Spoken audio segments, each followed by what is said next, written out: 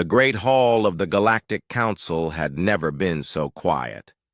Ambassador Dong Min stood at the speaking platform, his hands folded behind his back. The silence stretched on as thousands of alien beings stared at him. Some had multiple eyes. Others had no eyes at all. Some breathed air, others lived in water tanks, but all of them were confused. Dongmin cleared his throat. His voice carried across the vast chamber without any emotion. The human species formally withdraws from the Galactic Council. We end our membership today. We will leave peacefully. The chairman of the council was a tall being made of blue crystal. His name was Mordek, and he had lived for 3,000 years. He had seen wars that destroyed entire star systems. He had watched species rise and fall. But he had never heard anything like this. "Ambassador," Mordek said, his voice like wind chimes. "Surely there must be some mistake. Humans have been part of our community for 300 years. You cannot simply leave." Dongmen smiled, but it was a sad smile. "We can, and we will. This is not anger speaking. We are not mad at anyone. We have no complaints. We simply believe it is time for us to go our own way." In the audience, an 8-legged creature from the spiral arm stood up. "But why? What have we done wrong?" "Nothing," Dongmin replied. "You have done nothing wrong. This is about what we must do right." Across the galaxy, other humans were having similar conversations. On the trade station orbiting Altair Prime, Hyunwoo was packing his office. His desk had been the same for 15 years. Pictures of his family back on Earth, a small plant from his homeworld. Reports written in 17 different alien languages. His friend Veltar watched him pack. Veltar was an Altarian, tall and thin with silver skin. "I do not understand, Hyunwoo. The trade agreements we have built together have helped both our peoples. Why end this now?" Hyunwoo folded a picture of his daughter and placed it in a box. "The agreements will continue for now, but no human will renew them when they expire. We are going home, Veltar. All of us." "But this is madness," Veltar said. "The shipping routes you designed have cut our travel time by half. The food systems, you helped us build feed billions. You cannot just abandon all of this." Hyunwoo stopped packing and looked at his friend. "We are not abandoning anything. We built these things to help you. Now you can use them without us. You have learned how. They work. Some of them, yes, but not all. There are still things only humans understand. Then you will learn those things too. You are smart people, Veltar. You were smart before we came. You will be smart after we leave." On Earth, Admiral Ki Young stood on the bridge of the massive ship called New Hope. Through the windows, she could see hundreds of other ships gathering in space. Colony ships, military vessels, research stations, even small family transports. The entire human fleet was coming together for the first time in centuries. Her second-in-command, Captain Yejun, approached with a data pad.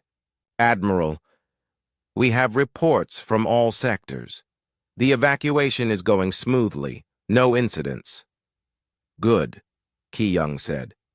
"Any word from the other species?" "Confusion, mostly. Some anger. The Zephyrians are demanding explanations. The collective wants to send diplomats to talk us out of this." Ki Young nodded. "Expected. What about our people? Any second thoughts?" Yejun shook his head. "No, Admiral. Everyone understands the plan. We have been preparing for this for 50 years. Every human in the galaxy knows what we are doing and why." That was true. For 50 years, human leaders had been quietly planning this moment.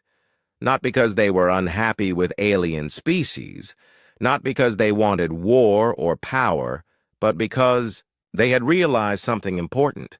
Humans learned fast, too fast. In 300 years, humans had gone from being the newest members of galactic society to being essential to its function. They had solved problems that alien species had struggled with for thousands of years. They had improved technologies that had remained unchanged for millennia. They had brought new ideas to races that had stopped having new ideas long ago. But this had created a problem. The other species had become dependent on human innovation. They waited for humans to solve their problems instead of solving them themselves. They had stopped growing, stopped learning, stopped trying to improve. Su Jin, Earth's chief negotiator, had explained this to the Human Leadership Council 5 years earlier. "We are making them weak," she had said. "Every time we solve their problems, we take away their chance to grow stronger. We are like parents who never let their children learn to walk." The decision had been hard, but clear. Humans would leave. They would withdraw from galactic society and let the other species remember how to solve their own problems. It was an act of love, not anger. Back in the council chambers, questions were flying at Dongmin from all directions. Where will you go? What about our treaties? Who will maintain the defense networks? What about the medical research projects? Dongmin raised his hand for silence. We will travel to the edge of the galaxy. We will build new homes there. Your treaties will remain in effect until they expire naturally. As for everything else, he paused. You managed without us for millions of years before we arrived. You will manage again. A creature that looked like a floating jellyfish spoke up. But the quantum communicators you built for us, we do not fully understand how they work. You understand enough, Dongmin said, and you will understand more with time. You are all intelligent species. You created wonders before humans existed. You will create wonders after we are gone. Another voice called out, This is foolish pride. You think you are too good for us. For the first time, Dongmin's calm expression cracked slightly. No, we think you are too good to need us forever. We believe in your strength more than you do. The debate continued for hours, but Dongmin's answers never changed. Humans were leaving, peacefully, quietly, without anger or blame. They would take their ships and their people and disappear into the darkness between stars. As the session ended, Mordek approached Dongmin privately. I have lived for 3,000 years, the crystal being said. I have never seen anything like this. Most species leave galactic society because of war or disaster. You are leaving because you want us to be better than we are. Dongmin nodded. We hope you will be. We believe you can be. But you must do it yourselves. And if we fail? Dongmin was quiet for a long moment. Then he said, Then we will have been wrong about you. But we do not think we are wrong. Over the next several months, humans across the galaxy quietly finished their work and said their goodbyes. They left detailed instructions for the systems they had built. They trained replacements as best they could. They answered questions and provided help until the very last moment, but they did not change their minds. The great human fleet gathered at the edge of the galaxy and then disappeared into the void. No fanfare, no dramatic speeches, no threats or promises. They simply left, and the galaxy was never the same. 6 months after the humans left, Dr. Kethmar realized he had a serious problem. The Altarian scientist stood in his laboratory on Vega Station, staring at data that made no sense. For 3 years, he had been working with Dr. HFY, a human scientist, to find a cure for the Red Death. The disease was killing millions across 3 star systems. HFY had been leading the research. She understood things about biology that took other species decades to learn. Her methods were strange, but they worked. She could look at a virus and somehow see patterns that others missed. Now she was gone, and the research had stopped completely. Kethmar looked at the notes HFY had left behind. They were detailed, but they assumed knowledge he did not have. She had written things like, adjust the protein sequence using standard folding patterns, but had not explained what those patterns were. To her, they were obvious. To him, they might as well have been written in an alien language. He tried to continue the work, but every experiment failed. The virus samples died. The test cultures became contaminated. Equipment that had worked perfectly under HFY's care now broke down constantly. After a month of failures, Kethmar sent a message to the human fleet. He begged them to send someone back, just temporarily, just to help finish this one project. The message came back undelivered. The humans had gone so far that normal communication could not reach them.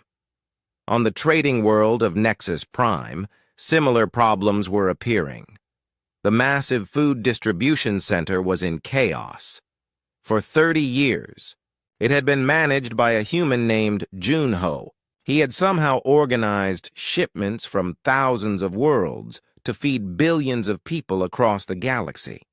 The aliens who worked under him had thought they understood the system. They knew which forms to fill out and which buttons to press. But they had never learned the deeper logic behind Junho's decisions. Now cargo ships arrived at the wrong times.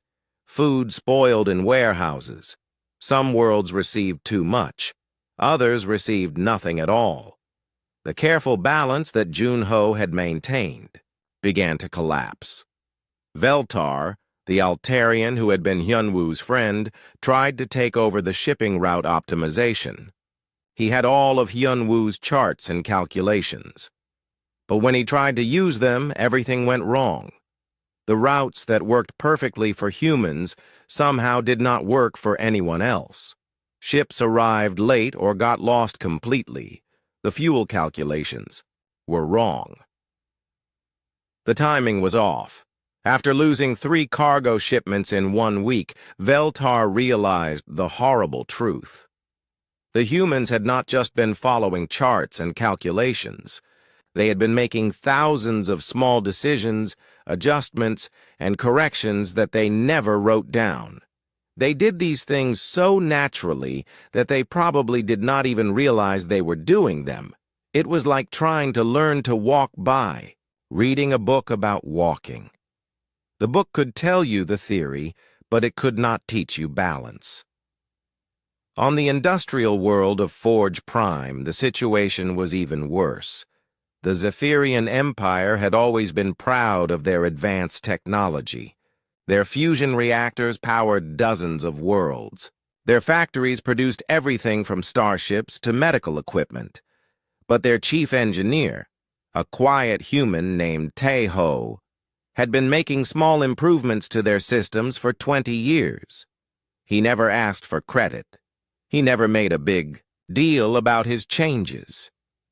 He just quietly fixed problems and made things work better. Now, without him, those improvements were failing. The fusion reactors that had run smoothly for decades began to have problems. Warning lights flashed. Computer systems gave error messages that no one understood. The Zephyrian engineers tried to fix the problems, but they did not even know what Taeho had changed. Within 2 months, 3 planets lost power completely. Emergency generators kept life support running, but the industrial capacity was gone. Millions of workers had nothing to do. Food began to spoil without refrigeration. The Zephyrian Emperor sent angry messages to the human fleet, demanding that they send engineers to fix the problems. Like all the other messages, they went unanswered. In the medical centers across the galaxy, doctors were discovering their own crisis. Human doctors and researchers had been working quietly in hospitals and research stations everywhere. They had developed new treatments, improved old ones, and created medical technologies that seemed like miracles. Dr. Ji Hai had created nanobots that could repair damaged organs. Dr. Wu Jin had designed surgical procedures that took minutes instead of hours. Dr. Minji had developed medicines that could cure diseases that had killed people for thousands of years. The alien doctors had learned to use these human innovations, but they had not learned to improve them or maintain them. When the nanobots stopped working properly, no one knew how to fix them. When the medicines ran out, no one knew how to make more. Hospitals that had been saving lives suddenly found themselves helpless against diseases they thought they had conquered. The Universal Translation Network was another disaster waiting to happen. For decades, a human linguist named Unji had been improving the system that let different species communicate. She had solved problems that had puzzled alien experts for centuries. How do you translate a concept that exists in one culture but not in another? How do you handle languages that use colors or smells instead of sounds? How do you deal with species that communicate through quantum fluctuations in their brain waves? Yunji had found ways to make it all work. The translation system she built allowed 847 different species to talk to each other as easily as if they all spoke the same language. But the system was incredibly complex. It required constant adjustments and updates. New species joined the galactic community regularly. Languages evolved and changed. Cultural concepts shifted over time. Without Yunji, the translation system began to break down. At first, it was just small errors. A word translated incorrectly here and there. But as time went on, the errors became bigger. Conversations became confusing. Diplomatic meetings became impossible. Within 4 months, 2 minor wars started. Because of translation errors, species that had been allies for centuries suddenly thought they were being insulted or threatened. The Galactic Council called emergency sessions to deal with the growing crisis. But even the council meetings became difficult when delegates could not understand each other properly. Chairman Mordek tried to maintain order, but he was fighting a losing battle. Every day brought new reports of systems failing, projects abandoned, and problems that no one knew how to solve. "We need the humans back," said the representative from the Spiral Arm colonies. "We cannot function without them." "They will not come," replied the Zephyrian ambassador. "We have sent hundreds of messages. They ignore us all." "Then we must go to them," suggested a delegate from the inner worlds.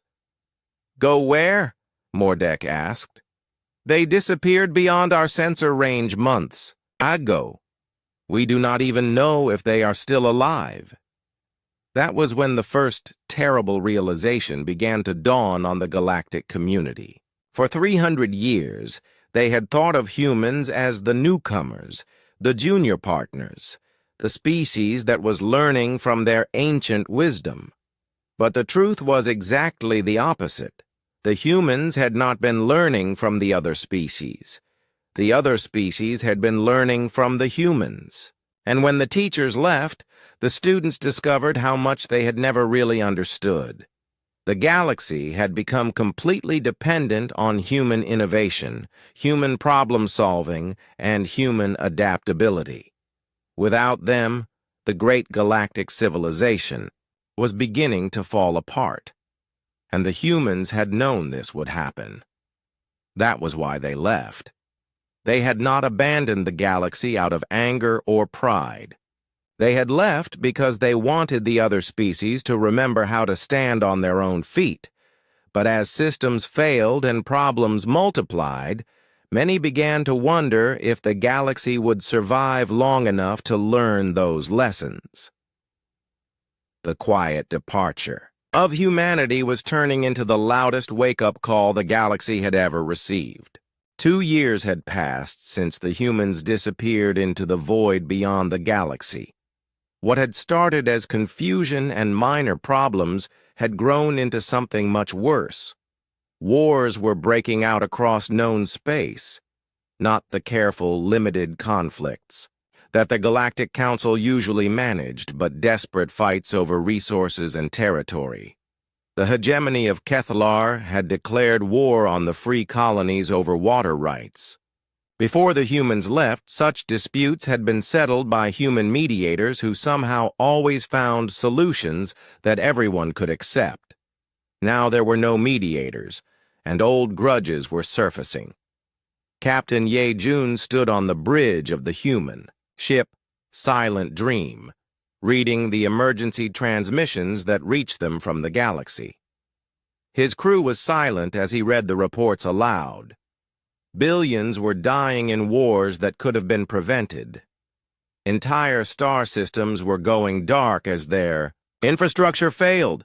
"Captain," said his communications officer, So Young, "we are receiving another distress call. This one is from the Merhai homeworld." Ye-Jun sighed. They received dozens of such calls every day. Species that had once barely acknowledged human existence were now begging for help. What do they want? Their ocean systems are collapsing. They say their world will be dead within 6 months if someone does not help them. The Merhai were an aquatic species that lived in vast underwater cities. Their homeworld was covered in oceans that had been carefully balanced for millions of years.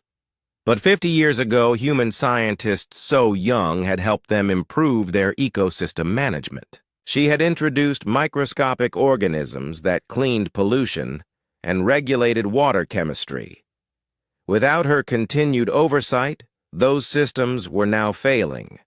The tiny organisms were dying off, and the ocean chemistry was becoming toxic. Entire cities were being evacuated as the water became unlivable. "Send our standard response," Ye-Jun said quietly. "We cannot return at this time. We wish them well." It was always the same response. The humans were not ignoring the distress calls out of cruelty. They were following a plan that had been 50 years in the making, but that did not make it easier to hear the suffering in those transmissions. Far from the failing galaxy, Admiral Ki-Young was overseeing the construction of something unprecedented. The human fleet had traveled to the void between galaxies, where they had found ancient structures left behind by a species that had vanished millions of years ago. The structures were like nothing anyone had ever seen. They seemed to fold space around themselves, creating areas where the normal laws of physics did not apply. Human scientists were studying them and learning to build similar structures of their own. Dr. Hyung-sik worked in laboratories that existed partially outside normal space-time. Here, experiments that would take decades in normal space could be completed in days. The humans were pushing the boundaries of science faster than ever before. "Admiral," reported Chief Engineer Min-ho, "the new gravity generators are working beyond all projections. We can now create stable artificial planets without any solid matter at all." Ki-Young nodded as she reviewed the data. In 2 years of isolation, human technology had advanced more than it had in the previous 2 centuries. Without the need to explain their discoveries to other species or worry about disrupting galactic society. They were free to explore possibilities that had once seemed impossible. "What about the consciousness transfer experiments?" she asked. "Dr. Dong Min's team has made breakthrough after breakthrough. We can now store and transfer human consciousness across quantum dimensions. Death is becoming optional. It was incredible progress, but Ki Young felt no joy in it. Every advancement came with the knowledge that the galaxy they had left behind was falling apart. Back in the galaxy, the breakdown was accelerating. The Universal Translation Network had failed completely. Species could no longer communicate with each other effectively. Diplomatic relations were collapsing as misunderstandings led to conflict. The Eternal Collective, beings of pure energy who had existed for millions of years, were struggling with problems they had never faced before. Their vast knowledge and experience seemed useless in the face of practical challenges that humans had made look easy. "We understand the theory of quantum mechanics," said the collective's chief representative to an emergency council meeting. "We have known these principles for eons, but we cannot make them work the way the humans did. There is something in their approach that we cannot grasp." Chairman Mordek's crystal form had developed cracks from the stress of trying to hold galactic society together. Perhaps the humans were simply more intelligent than we realized. "No," said the representative from the spiral arm. "Intelligence is not the issue. We have species in this council with brains the size of moons. The problem is something else." That something else was becoming clearer every day. Humans had not succeeded because they were smarter than other species. They had succeeded because they thought differently. Where other species saw problems, humans saw opportunities. Where others accepted limitations, humans found ways around them. Where others wanted stability, humans embraced change. But most importantly, humans were willing to fail. Other species, especially the ancient ones, had become so focused on maintaining what they had that they had stopped trying new things. They were afraid of making mistakes, so they stopped taking risks. Humans failed constantly, but every failure taught them something new, and they used that knowledge to try again. They treated mistakes as learning opportunities rather than disasters. Now, faced with problems that required new solutions, the other species discovered that they had forgotten how to fail safely. They had forgotten how to experiment, how to take risks, how to learn from mistakes. On the ocean world of Aquatica, the water treatment plants that humans had designed were breaking down. The local engineers tried to fix them, but every attempt made things worse. They were afraid to experiment because a mistake could poison the entire planet. So they did nothing, and the plants failed anyway. On the desert world of Sahara Prime, the atmospheric processors that made the planet livable were malfunctioning. The terraforming techniques that human botanists So Young had developed required constant small adjustments. But the local scientists were afraid to make changes without understanding exactly what would happen. So they watched helplessly as their atmosphere slowly became unbreathable. Across the galaxy, the pattern repeated. Systems that required active management and continuous improvement were failing because no one was willing to take the risks necessary to maintain them.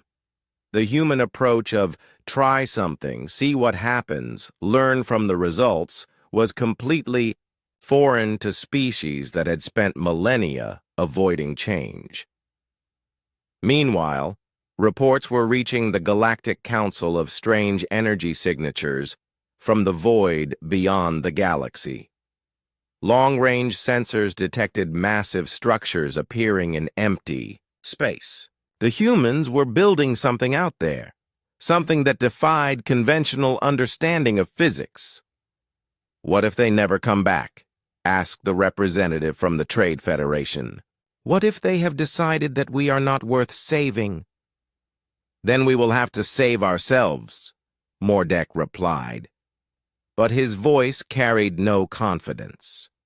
The truth was that galactic civilization had become completely dependent on human innovation and problem-solving.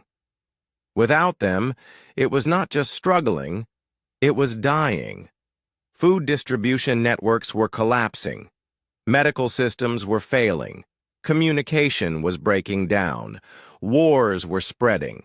Entire worlds were becoming uninhabitable, and in the void between galaxies, the humans continued their work, creating wonders that would have seemed impossible just a few years earlier. They were evolving beyond what any species thought possible. But they were also watching. They received every distress call, read every report, monitored every crisis. They knew exactly what was happening in the galaxy they had left behind. The question was whether they would return in time to save it, or whether this was all part of a larger plan that required the galaxy to fall before it could rise again. Some humans were beginning to wonder if they had made a terrible mistake. Others believed they were doing exactly what needed to be done. Time would tell which group was right. 5 years after the human exodus, the galaxy was dying. Not slowly, not quietly, but in a cascade of failures that seemed to accelerate with each passing month. The Galactic Council chambers, once filled with representatives from thousands of worlds, now hosted emergency sessions with barely 100 delegates. Many species had withdrawn from galactic society entirely, focusing on their own survival. Chairman Mordek's crystal form was now covered in deep cracks. The stress of watching civilization collapse had taken its toll even on his ancient, supposedly indestructible body. He stood before the remaining delegates, holding a data tablet that contained the latest reports. The hegemony of Kethlar has officially requested assistance, he announced. His voice, once clear as wind chimes, now sounded like breaking glass. They can no longer maintain their core infrastructure. Their primary industrial worlds are shutting down. The announcement sent shocked murmurs through the chamber. The Kethlar hegemony had been one of the most advanced civilizations in the galaxy for over 50,000 years. They had built star-spanning empires when most species were still discovering fire. If they were admitting failure, then no one was safe. Ambassador Theknon of the hegemony stood slowly, the proud, towering being who had once looked down on humans, as primitive newcomers now seemed small and defeated. "We can no longer deny the truth," he said. "Our cities are failing. Our ships cannot maintain their flight paths. Our people are dying from diseases we thought we had conquered centuries ago." "What specifically is failing?" asked a delegate from the outer rim. Thekanon's voice broke slightly as he answered. "Everything. The fusion reactors that human engineer, Teho quietly improved for us. We cannot maintain them without his modifications. The medical nanobots that human Dr. Ji-Hai designed, they are breaking down and we cannot repair them. The navigation systems that human pilot Su-Jin enhanced, our ships are getting lost in space." He paused, struggling to continue. "We discovered that human engineer Min-Ho had been preventing dimensional drift in our faster-than-light drives for decades. Without his constant adjustments, we have lost over 3,000 ships to dimensional storms. They simply vanished into parallel realities." The chamber fell silent. Every delegate was thinking about their own worlds, their own systems, wondering what human-designed improvements were keeping their civilizations alive. "But surely your own scientists can learn these techniques," suggested the representative from the crystalline worlds. Theknon laughed bitterly. "We have tried. For 5 years. Our greatest minds have studied the records the humans left behind. But there are gaps, assumptions, intuitive leaps that we cannot follow. The humans did not just build systems, they understood them in ways that we cannot replicate. Dr. Kethmar, the Altarian scientist who had worked with Dr. Haywan on the Red Death Plague, had come to the council session specifically to confirm this. He approached the speaking platform, his silver skin dulled with exhaustion. "I spent 3 years working directly with Dr. Haywan," he said. "I watched her work every day. I thought I understood her methods. But when I tried to continue her research after she left, I realized I had understood nothing." He activated a holographic display showing viral structures. "She could look at a virus and immediately see patterns that I cannot detect even with the most advanced analysis equipment. She would make modifications that seemed random but always worked perfectly. When I tried to copy her techniques exactly, they failed every time." "Perhaps she was using equipment you did not know about," suggested someone. Kethmar shook his head. "No, I checked everything. The tools, the computers, the laboratory conditions. Everything was identical. The difference was not in the equipment. It was in her mind. She saw things that I cannot see, understood connections that I cannot grasp." More reports followed. The atmospheric processors on 200 worlds had failed completely. The weather, control systems that human scientist Seok Jin had designed were malfunctioning, causing devastating storms and climate chaos. The agricultural optimization programs that human botanist So Young had created were producing crop failures and famine. But the most devastating revelation came from the archives. The council's chief historian, an ancient being called the Keeper, had spent 5 years studying historical records. What he had discovered changed everything they thought they knew about human involvement in galactic society. "I have analyzed every major technological advancement in the past 300 years, the Keeper announced. "Every breakthrough in medicine, engineering, science, and social organization. The pattern is undeniable." The holographic display showed a timeline of galactic progress. Before human arrival, technological advancement occurred at a steady but slow pace. New discoveries happened perhaps once every few decades. But after humans joined our society, the rate of progress increased exponentially. The timeline showed breakthrough after breakthrough, all occurring after human involvement in various projects. "But here is what we missed," the Keeper continued. "We assumed humans were learning from us and then making small improvements. The reality is the opposite." The display zoomed in on specific examples. "The quantum communicators we thought the Zephyrians invented? The core breakthrough came from human physicist Young Su, who was supposedly just assisting with the project. The universal medical scanners we credited to the Altarian Medical Institute? The fundamental principles were developed by human doctor Wu Jin during what we thought was routine collaboration. The pattern was everywhere. For 3 centuries, humans had been the driving force behind almost every major advancement in galactic civilization. They had not been students learning from their teachers. They had been teachers allowing their students to take credit for their work. "Why?" whispered someone in the audience. "Why would they hide their contributions?" Ambassador Dongmin's final speech, recorded before the human departure, was played for the council. His calm voice filled the chamber with words that now carried devastating weight. "We did not come to the galaxy to lead," his image said. "We came to learn, but we discovered that learning and teaching are the same thing. Every problem we helped solve taught us something new. Every species we worked with showed us different ways of thinking." The recording paused as Dong Min looked directly into the camera. But we also realized that we were creating dependency instead of growth. You were becoming reliant on our solutions instead of developing your own. This was not your fault. It was ours. We should have taught you to fish instead of giving you fish.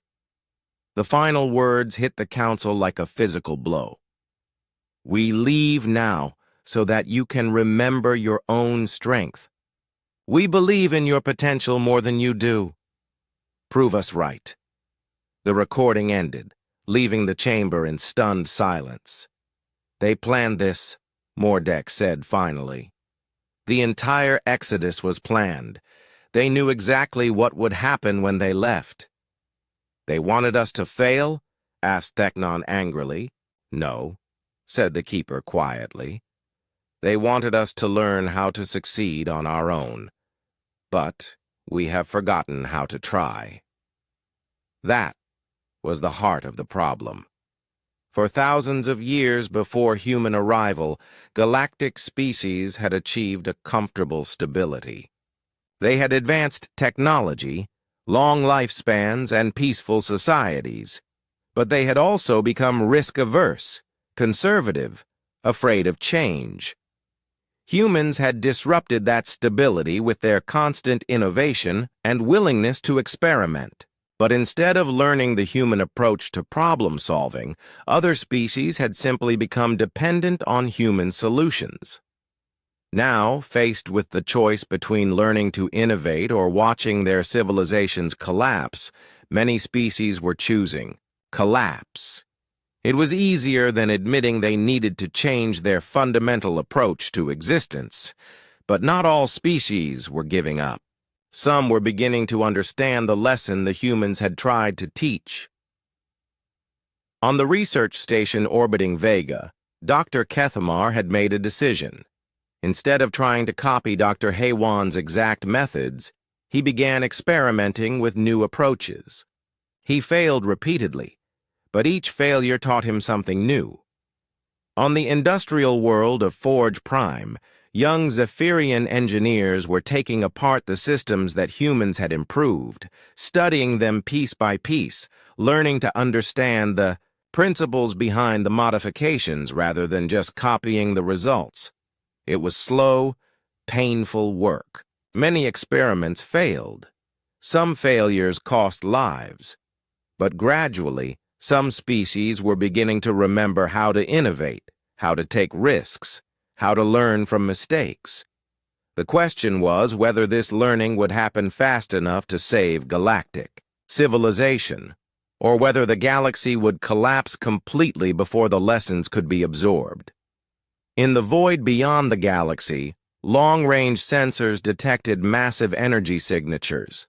The humans were still out there, still building, still advancing, but they remained silent, watching and waiting. The galaxy's fate was in its own hands now. 10 years after the human exodus, the long-range sensors of the Galactic Council detected something impossible. Massive structures were approaching from the void beyond the galaxy, but they were not moving through space in any way that made sense. They seemed to appear and disappear, existing in multiple locations at once, defying every law of physics that galactic science understood. Chairman Mordek's crystal form had been repaired many times over the decade, but the cracks always returned. The stress of holding together what remained of galactic civilization had taken a permanent toll. He stood in the council chambers, which now hosted only 50 delegates from the species that had survived the collapse. The energy signatures match human technology, reported the chief sensor operator, but they are unlike anything in our records. These structures appear to exist partially outside normal space-time. On the main display, images of the approaching formations filled the chamber. They were not ships in any traditional sense. They looked more like living cities, vast organic structures that pulsed with energy and seemed to reshape themselves as they moved. Some appeared to be made of crystallized starlight. Others looked like they were woven from the fabric of space. itself. Admiral Ki Young's voice came through the communication system, but it sounded different now, deeper, more complex, as if multiple voices were speaking in perfect harmony. "Greetings, friends. We have returned." The delegates erupted in a mixture of relief, anger, and fear. 10 years of suffering, of civilizational collapse, of learning. Painful lessons about independence and innovation. And now the humans were back, transformed into something beyond recognition. "Where have you been?" demanded Ambassador Theknon of the Kethlar hegemony. His species had lost half their population during the collapse, but the survivors had learned to rebuild their technology from first principles. "We have been growing," Ki Young replied simply, "learning, becoming, and watching over you. Always. Watching while we suffered?" The anger in Thekanon's voice was clear. "Watching while billions died?" There was a pause, and when Ki Young spoke again, her voice carried infinite sadness. "Yes, watching and grieving every loss. But intervening would have prevented the growth you needed to achieve." The first human vessel to dock with the Council Station defied all expectations. Ambassador Dong Min emerged from what looked like a doorway made of liquid light, but he was no longer quite human in the traditional sense. His consciousness seemed to extend beyond his physical form, existing in multiple dimensions simultaneously. "You have questions," he said, and somehow every delegate heard him speak in their native language without any translation system. "We will answer them all." Dr. Kethmar, now much older but infinitely wiser after a decade of learning to innovate on his own, stepped forward. "What have you become?" Dong Min smiled, and the expression contained depths of experience that seemed impossible. "We have become what we were always meant to be, what all species are meant to become, given time and freedom to grow." Holographic displays activated around the chamber, showing the human civilization that had developed in the void beyond the galaxy. Cities that existed in folded space, containing more volume than entire star systems. Research facilities where the laws of physics were suggestions rather than limitations. Beings who had transcended the boundaries of individual consciousness while remaining recognizably human. "We learned to store and transfer consciousness across quantum dimensions," explained Dr. Hyung-sik, appearing as a shimmering projection of light and thought. "Death became optional. We learned to manipulate matter at the subatomic level, creating anything we could imagine. We learned to fold space and time, making distance and duration meaningless. But most importantly," added Engineer Min Ho, his form shifting between solid matter and pure energy, "we learned to think collectively while maintaining individual identity. We became one mind with billions of perspectives." The implications were staggering. The humans had not just advanced technologically, they had evolved into something approaching godhood. And yet they had returned to a galaxy that was still struggling with basic infrastructure problems. "Why come back?" asked Mordek. "You have clearly transcended the need for our society." "Because transcendence means nothing if it is not shared," replied Sujin, the former chief negotiator. "We left to force you to grow, but we always intended to return to offer you the choice to join us in the next phase of existence." The humans began demonstrating their new capabilities. Dr. Hei-Wan, now able to manipulate biological systems at the quantum level, eliminated the Red Death Plague instantly across all affected systems. The nanobots she had created a decade earlier had been primitive toys compared to what she could now accomplish. Engineer Tae-ho repaired the failing fusion reactors throughout the galaxy with a thought, upgrading them to designs that could power entire star systems safely for millions of years. But more importantly, he showed the alien engineers exactly how the improvements worked, teaching them the principles so they could maintain and improve the systems themselves. Captain Ye-jun, commanding vessels that existed in multiple realities, simultaneously restored the galactic communication network. But this new network did not just translate languages. It allowed species to share thoughts and experiences directly, creating understanding that went far beyond words. "We offer you a choice," Dongmin announced to the assembled delegates. "You can remain as you are, in a galaxy now stabilized by technology we freely give. Or you can join us in evolving beyond the limitations of individual existence, physical form, and planetary boundaries." The choice was not forced or urgent. The humans made it clear that species could take centuries to decide, or never decide, at all. There was no judgment either way. Some species chose transcendence almost immediately. The ancient eternal collective, beings who had always existed as pure energy, found the transition natural. They merged with human consciousness, adding their millions of years of experience to the collective while maintaining their unique perspectives. Others chose to remain in familiar forms, but accepted the advanced technology that made their civilizations stable and prosperous. The Zephyrian Empire rebuilt their worlds using human-provided matter manipulation technology, but kept their traditional social structures and individual identities. Many species chose a middle path, gradually adopting human enhancements over generations, slowly evolving toward transcendence at their own pace. Dr. Kethmar, who had spent 10 years learning to think like a human scientist, chose partial enhancement.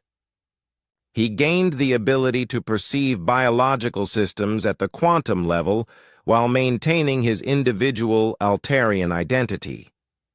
"I want to continue learning," he explained, "but I want to learn as myself."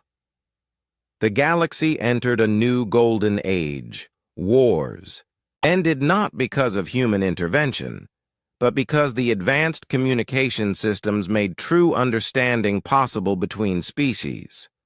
Resource conflicts disappeared as matter manipulation technology made scarcity obsolete. Disease and aging became optional as biological enhancement reached every world. But the most important change was cultural. The decade of forced independence had taught the galactic species how to innovate again, how to take risks, how to learn from failure. They no longer waited for others to solve their problems. They had remembered how to grow. The humans, now existing, as both individuals and a collective consciousness, served as guides and teachers rather than leaders. They offered knowledge freely, but insisted that each species find their own path to transcendence. "We made a mistake before," Admiral Ki-young explained to a gathering of young beings from dozens of species. "We tried to help by solving your problems for you. This time, we help by teaching you to solve problems yourselves."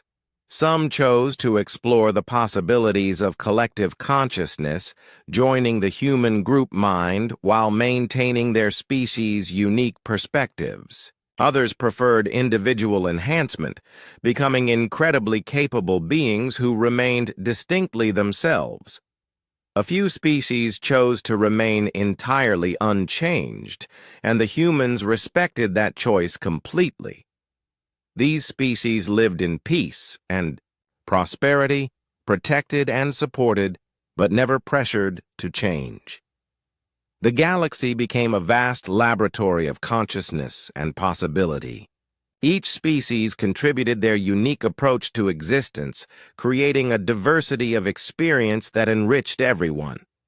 and in the great void beyond the galaxy, humanity's greatest project began to take shape. They had learned to fold space and time, to manipulate matter and energy, to transcend the boundaries of individual existence.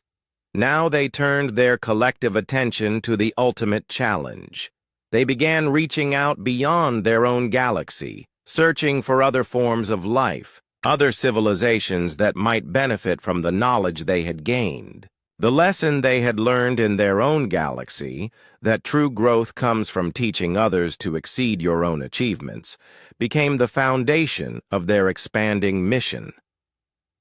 When they encountered the first truly alien intelligence from a distant galaxy, crystalline beings who existed as pure mathematical concepts, humanity approached them not as conquerors or even teachers, but as students eager to learn new ways of thinking. And quietly, without fanfare, they began the patient work of helping these new allies reach their own impossible potential.